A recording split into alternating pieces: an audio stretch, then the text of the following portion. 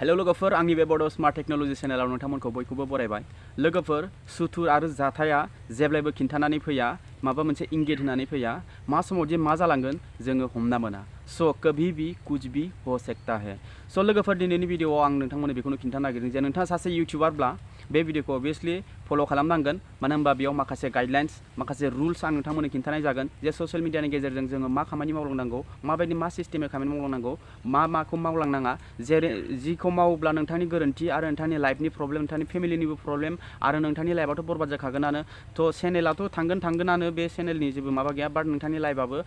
Secure नोंथाङा दोननो थाखाय आं बे भिडियोखौ बानायनाय जादों। स' जोङो गासैबो इउटिउबाव खामानि मावनो हायो, बाट माबायदि खामानि मावलांनांगौ बेखौ आं नोंथांमोननो खिन्थानो नागिरदों। इन फिउचार जोंनि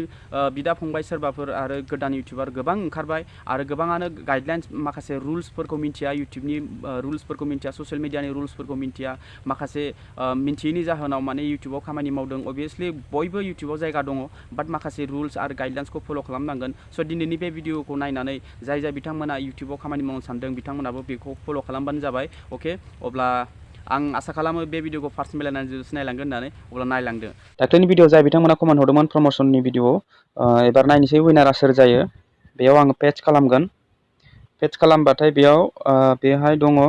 एलाउ डुप्लिकेटखौबो आं एलाउ खालामबाय, ओमफ्राय एनिथिं ग्रस, बिनिफ्राय आं कन्टिनिउ खालामसिगोन। उइनारा सोर जायो नायनोसै। टटेल 33 कमेन्ट्स दङ।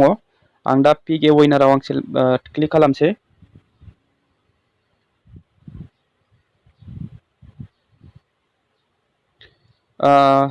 एमबि ट्राक ज चेनेल, बिदिनो फारि फारि खिन्थालांबाय था आदा, नों गोदान इउटिउबारफोरनि लामा दिन्थिगिरि, नों जिनियास आदा, थेंक इउ स' माच। बिथाङा दा उइनार जानो हाबाय। बिथांनि चेनेलनि लिंकखौ आङो डिसक्रिपसन आरो आंनि कमिउनिटि टेबाव होनाय जागोन। बिथांखौ थांनानै सापर्ट खालामहै आरो नेक्स्ट नोंथाङाबो उइनार जानो सानदोंब्ला बे भिडियोखौ लाइक खालाम आरो मोजां कमेन्ट हर आरो चेनेलखौ साबस्क्राइब खालाम। अके लोगोफोर, अब्ला बिथांखौ सापर्ट खालामहैदो। जानो हागौ नेक्स्ट उइनारा नोंथाङा आरो नोंथाङाबो गोबां साबस्क्राइबार मोनगोन। फार्स्टआवनो आं 4 पइन्ट आं खिन्थागोन। बे 4 पइन्टआव आङो गासैबो मोनफा मोनफा आङो कभार खालामजोबगोन। स' आङो बेखौनो खिन्थानो नागिरदों जे मा खामानि मावनाङा। अके, स' फार्स्टआवनो आं खिन्थागोन नाम्बार 1 पइन्ट। जुदि जों सासे इउटिउबारब्ला जोङो गोबाङानो मा खालामो, गावनि भिडिअ'आव बा गावनि चेनेलाव जोङो नांगौ माने जि गोसो जायो जों बेखौनो बुङो, जि गोसो जायो जों बेखौनो भिडिअ'खौ आपल'ड खालामो। अके, थ' बेयाव नो इस्यु, नो डाउट। बाट चेनेला जुदि नोंथांना माबा मोनसे बिनि उनाव माबा मोनसे जायोब्ला खस्थ' गसर मोनगोन, नोंथाङा मोनगोन। अके, नोंथांनि इसिबां मेहनत खालामनाय, खस्थ' खालामनाय, बे खस्थ' खालामनाया ओरैनो बेखाराव थांगोन। स' नाम्बार 1 पइन्टआव दङ, जोङो गावनि प्राइभेसिखौ मालाबाबो ससियेल मिडियानि गेजेरजों शेयार खालामनाङा। गावनि प्राइभेसिखौ माने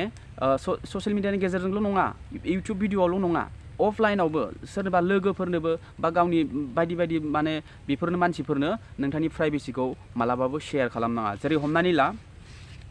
फार्स्टआवनो नोंथांनि जिमेल, बेयाव प्राइभेसियाव गोबां रोखोमनि प्राइभेसि थानो हागौ, बाट आं मेनखौ नोंथांमोननो खिन्थानि। नोंथांनि जिमेल आरो पासवर्डखौ नोंथाङा जेरावबो शेयार खालामनाङा। अके, माबा मोनसे भिडिअ'आव होनो गोनांब्लाबो बेखौ ब्लार खालाम, बेखौ हाइड खालामनानै दोन। नोंथांनि बे प्राइभेसिखौ मालाबाबो शेयार खालामनाङा। लोगोसे नोंथांनि मबाइल नाम्बारखौबो शेयार खालामनाङा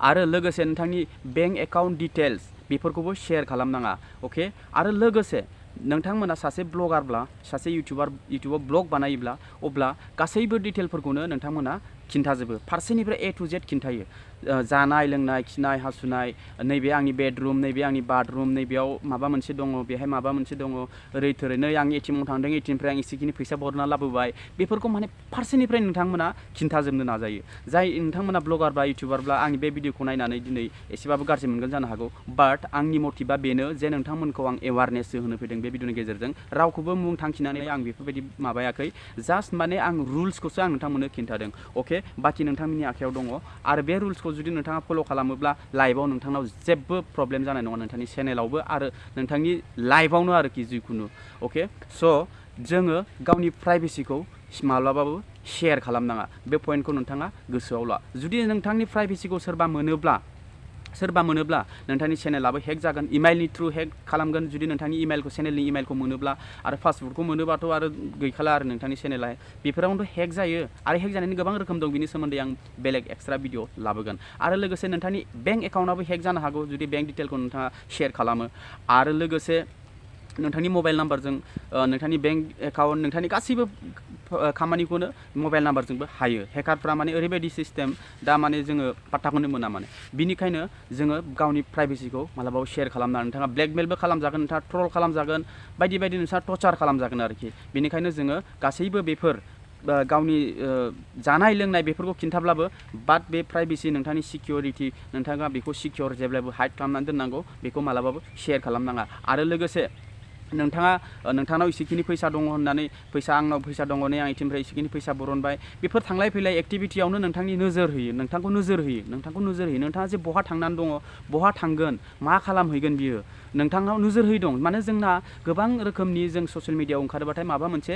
दुश्मन ओंखारखायो आं दहायनो बुंखादोंना सुथुर आरो जेंना आरो जाथाया मालाबाबो खिन्थानानै फैया मा समाव जे मा जालांगोन बेखौ जों हमना मोना बिनिखायनो माखासे प्राइभेसिफोरखौ नोंथाङा मालाबाबो शेयार खालामनाङा बेखौ नोंथाङा गोसोआव ला आरो सेकेन्ड नाम्बाराव दङ जोङो बबेबा मोनसे धोरोम बेखौथ' मालाबाबो खालामनाङा बबेबा मोनसे धोरोम बबेबा मोनसे राजखान्थि बबेबा मोनसे जाथि अके बेखौ मालाबाबो भिडिअनि गेजेरजों नोंथाङा ट्रल खालामनाङा बा बखिनाङा बिनि सोमोन्दै भिडिअखौनो लाबोनाङा आरो लोगोसे जों गोबाङावनो दा आथिखालाव नुनो मोन्दों खोनानो मोन्दों जे उमुक डिस्ट्रिक्टआ ओरै थोरै उमुक डिस्ट्रिक्टआ मानसिफ्रा ओरै थोरै मोजां नङा उमुक डिस्ट्रिक्टआसो मोजां बेफोरबायदि माने बसुमतारिया मोजां नङा नार्जारिया मोजां ओरै थोरै गावजों गाव बेफोरबायदिनो बखिलायो बेफोरबायदिनि भिडिअखौ मालाबाबो नोंथाङा नोंथांनि चेनेलाव होनो नाङा आरो बबेबा राजनितिक बबेबा पार्टि इउपिपिए बिपिएफ बबेबा कंग्रेस बिजेपि बिथांमोननि बेफोरबायदि पार्टिनि सोमोन्दै जोङो जेबो माथा मारिनाङा आरो जों जेबो लानाङा सालायगिरिया सालायगासिनो बाट नोंथाङाबो सालायनो हायो नोंथाङाबो बुंनो हायो पइन्ट दं अभियासलि बाट नोंथाङा गुदि खिथा मिन्थिनांगोन नोंथाङा बिनि सेक्सन माखासे धारा दं माखासे रुल्स रेगुलेसन दं बे पार्टिनि माबा मोनसे जुदि नोंथाङा उन सिगांनि बेफोरखौ जेबो मिन्थियालासिनो नोंथाङा भिडिअ बानायोब्ला नोंथांनि चेनेला जोबोद गिदिर प्रब्लेम जागोन आरो लोगोसे नोंथांनि लाइफआवबो प्रब्लेम जागोन नोंथांनि फेमिलिफ्राबो प्रब्लेम जानो हागौ नोंथाङा जेलावबो थांनो हागौ ओंखामबो जाहैनो हागौ बा नोंथांखौ दुश्मन नोंथांनि सुथुरानो नोंथांखौ जमनानै नोंथांखौ माबा मोनसे हेरेसमेन्ट खालामनो हागौ माबा मोनसे पानिशमेन्ट खालामगोन जानो हागौ बेनिखायनो जोङो सेकेन्ड नाम्बाराव बेखौ गोसोआव लाखि जोङो मालाबाबो बबेबा धोरोम पार्टि आरो बेफोरबायदि गावजों गाव बिदि बखिलायनाय भिडिअखौ मालाबाबो जों दालाबो नोंथाङा अभियासलि लाबोनो हागोन जुदि सोरबा गाज्रि केरेक्टार बिहेभ खालामदों सोरबा गाज्रि मेसेज होदों ससियेल मिडियानि गेजेरजों गाज्रि मेसेज सोरबा गुबुनफ्रा सोलोंगोन जाहाथे बेफोरबायदि दाजाथों होननानै जुदि नोंथांखौ गुबुन भिडिअ सोरबा बानायदोंब्ला बेखौ बुंनो हागोन बेखौ बुंनो हायो बेखौ जोंहा बुंनो पइन्ट दङ राइट दङ बाट जोङो नुनायखौसो जों बेबायदि खालामदों बाट बबेबा पार्टिनि बिथोराव नोंथाङा नुदोंब्लाबो बे मानि थाखाय खालामदों जों पार्टिनिखौ जों इसेबां बिदि हमनो हाया बाट ओरैनो नंखाय मिन्थियालासिनो जानला मानला दाय होनानै बा नंगौबाबो नोंथाङा जुदि माब्रै नंगौ फारसेनिफ्राय नोंथाङा जवाब एन्सार कुइसन होनो रोङाबा बेफोरबायदि भिडिअखौ दालाबो बेखौनो आङो सेकेन्ड नाम्बाराव आं नोंथांमोननो खिन्थानाय जाबाय आरो थार्ड नाम्बाराव दङ सेक्सनि रिलेटेड ड्राग्सनि रिलेटेड मार्डारनि रिलेटेड बबेबा जुनारखौ बलि होनाय बबेबा स्पट डेथ एक्सिडेन्ट बेफोरनि बबेबा निसा बुस्थु जानाय आरो बबेबा जुवा गेलेनाय माबा माबि एप्लिकेसन दङ जेरै रामि एप्लिकेसन दङ बायदि बायदि रोखोमनि एप्लिकेसन दङ बेफोरनि सायावबो नोंथाङा मालाबाबो भिडिअ दालाबोखा बेफोरबायदि लाबोयोबा नोंथाङा गाइडलाइन्स खिलाफ खालामनाय जादों माने नोंथाङा गाइडलाइन्स एक्टिभिटि माने डाइरेक्टखा बे पलिसिया जोबोद गाज्रि आरो बिनि सोमोन्दै नोंथाङा मालाबाबो भिडिअ बानायनाङा जुदि लाइफआव माबा मोनसे जानायखौ नोंथाङा जुदि भिडिअ हगारनो सानदों अब्ला नोंथाङा बेखौ ब्लार खालामनांगोन ओंखायनो गोसोआवला थार्ड नाम्बाराव जोङो बिनि सोमोन्दै मालाबाबो भिडिअ लाबोनाङा अके लोगोफोर आरो फोर्थ नाम्बाराव दङ गावनि फेमिलिखौ ससियेल मिडियानि गेजेरजों सिनायथि होनाय बे खामानिखौथ' नोंथाङा मालाबाबो दामाव गोबां इउटिउबार दङ नैबे आंनि आइ नैबे आंनि आफा नैबे आंनि आदा बाजै नैबे आंनि हिन्जाव नैबे आंनि फिसा बे आंनि हौवा बेफोरबायदि शेयार खालामो गावनि फेमिलिखौ इउटिउबनि गेजेरजों गावनि चेनेलनि गेजेरजों मा सानो सानो खोमा जे सासे इउटिउबारनि फेमिलि बियो होननानै एसे इज्जत मोन्थों होननानै सानो खोमा बेफोरबायदि मालाबाबो खामानि दामाव बिनि लाइफखौ मानो बरबाद खालामदों नों ससियेल मिडियाआव ओंखारदों नोङो मा खामानि मावनांगौ नोंथाङा मावबाय था बाट नोंथांनि फेमिलिखौ नोंथाङा मालाबाबो ससियेल मिडियानि गेजेरजों नोंथाङा खिन्थानो नाङा बेखौबो प्राइभेटाव दोननांगौ मिथिबायना लोगोफोर नोंथांनाव जोबोद हेटार्स दङ थानो हागौ गैयाबो जानो हागौ इन फिउचार हेटार्स ओंखारगोन नोंथांखौ नोजोर होग्रा थागोन नोंथांखौ जुदि नोंथांखौ लोगो मोनाबा नोंथांखौ माबा मोनसे जुगाजुग जानो थाखाय चान्स लागासिनो बा नोंथांखौ लोगो मोनाखै गोबां माने टेनसन बा रागा जोंनानै सोरबा थायो गोबां सुथुर दङ जों बेखौ मिथिया नाथाय नोंथांखौ मोनैलाय नोंथांनि फेमिलिखौथ' सिनायखाबाय उमुगा उंनि फेमिलि उमुगा बिनि फंबाय उमुगा बिनि बिनानाव अब्ला बेखौ नोजोर होसिगोन नोंथांखौ मोनाखै नालाय बेखौ नोजोर होसिगोन बेयाव सोरबा CID लागायसिगोन बेफोरबायदिनो प्रब्लेमखौ जोङो क्रियेट खालामो गावनि प्रब्लेमखौ गावनो क्रियेट खालामनानै लायो लोगोफोर बिनिखायनो मालाबाबो ससियेल मिडियानि गेजेरजों गावनि फेमिलिखौबाबो मालाबाबो दालाबो जुदि सोरबा रिक्वेस्ट खालामथारदों बा माबा मोनसे देखायथारनांगौ गोनां जाहैगोन अब्ला नोंथाङा देखायनो हागोन अके लोगोफोर आरो बेजों लोगोसे आं मोनसे बुंदेरबावबाय फेमिलिखौल' नङा लोगोफोर बबेबा सोरबा थार्ड पार्सन सोरबा मानसि नोंथाङा सिनायाखैबो जानो हागौ बाट नोंथाङा ब्लग बानायदों बाट बै मानसिखौबो फेस नोंथाङा दिन्थिफाबाय नोंथांनि भिडिअ'आव अब्ला बै मानसिया नोंथाङा माब्लाबा समाव जुदि नोंथांनि भिडिअ'खौ नुयोब्ला अब्ला बै मानसिया नोंथांखौ कर्टसिम नोंथांखौ केस होनो हायो नोंथाङा जेबो खालामनो हानाय नङा बिनिखायनो उइदाउट पारमिसन मालाबाबो न'नि मानसिया पारमिसन होब्लाबो नोंथाङा न'नि मानसिखौथ' गोजानाव दोन बेखौ लाबोखाथारनाङा बाट गुबुन मानसिखौब्लाबो आं भिडिअ बानायदों दै आं भिडिअ नोंथांखौ लानो हागोन ना टेग खालामनो हागोन ना भिडिअ नोंथांनि सेराखौ देखायनो हागोन ना बेफोरबायदि सोंग्रो पारमिसन लाग्रो बिनिफ्राय अब्लासो नोंथाङा भिडिअ बानायनो हागोन भिडिअ ससियेल मिडियाआव इउटिउबाव माने भिडिअ बानायनो हायो होननानै बेफोरबायदि फेमिलि देखायनाय गुबुन मानसिफोरखौबो जाला बिना पारमिसनाव देखायोब्ला नोंथाङा जोबोद गिदिर केस जानो हागौ बेयाव मानो होनबा जोंहा बे फेमिलिखौ देखायनो मा गोनांथि दङ कन्टेन्टआनो गोबां कन्टेन्ट दङ जोङो बेफोरखौ बानायनो थाखाय बेफोर कन्टेन्टआ गोमानानै थाङाखै स' जोङो गासैबो डिटेल्स माने खौ जोङो देखायनांगौ गोनांथि गैया माखासे गोबां कमिउनिटि गाइडलाइन्स स्ट्राइक आरो बायदि इउटिउबाव दङ जेब्ला बेफोर जायो नोंथांनि चेनेला जेब्ला ग्र' जागोन अब्ला नोंथांना सुथुराबो बांगोन आरो हेटारफ्राबो बांगोन आरो जेब्ला ग्र' जागोन अब्ला इउटिउबा बिराद थाब एक्सन लाथारो माबा मोनसे फिसा मिस्टेक खालामब्लानो माबा मोनसे खालामना होयो मनेटाइज जानायनि सिगां बेफोरखौ बारा एक्सन लाया बाट मनेटाइज जेब्ला जागोन जेब्ला नोंथांनि चेनेल मनेटाइज जानाय ग्र' जागोन अब्ला माबा मोनसे फिसा मिस्टेक खालामदोंबा इउटिउबा बेखौबो हमगोन बेखौबो नोंथांना हेरेसमेन्ट मोनगोन नोंथांनि चेनेलाव आरो बिदिनो चेनेला हेक जायो बेफोरनि थाखायनो चेनेला डिलिट जायो अब्ला आं बुंदोंमोन ना लाइफ टाइम जुदि माबा मोनसे साननाया जुदि खेबसेयावनो फिनिश जानानै होयोबा नोंथांनि लाइफआ बरबाद जागोन जाया लोगोफोर ओंखायनो माखासे रुल्स रेगुलेसन दङ आरो गोबां गावनि प्रब्लेमखौ गावनो क्रियेट खालामनानै लायो लोगोफोर बिनिखायनो मालाबाबो ससियेल मिडियानि गेजेरजों गावनि फेमिलिखौबाबो मालाबाबो दालाबो जुदि सोरबा रिक्वेस्ट खालामथारदों बा माबा मोनसे देखायथारनांगौ गोनां जाहैगोन अब्ला नोंथाङा देखायनो हागोन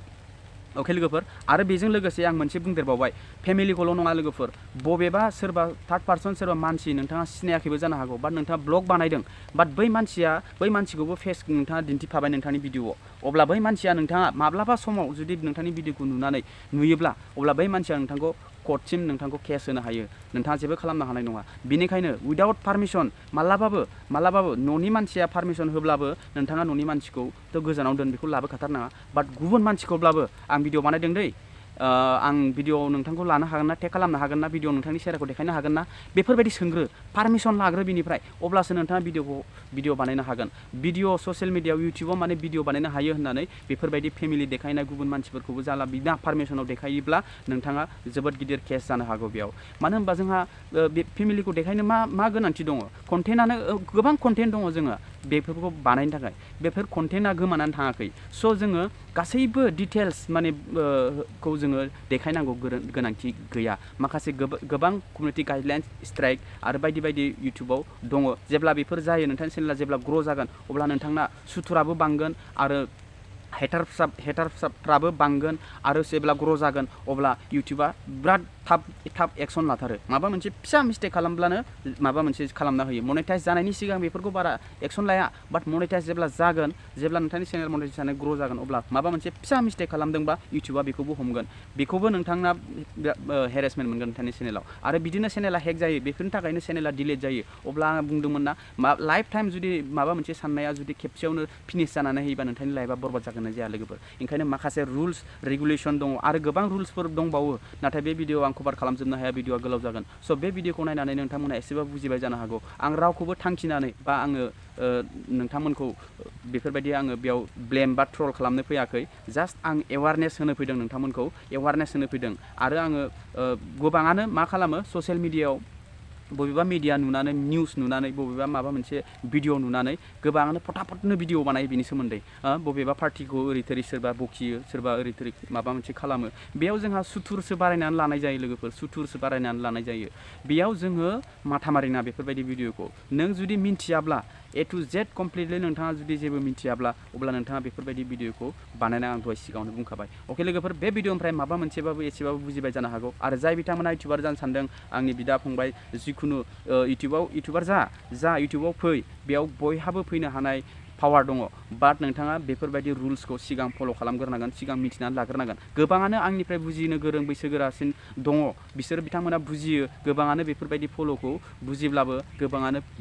बेफोरबायदि रुलखौ फल' खालामा आरो गोबाङानो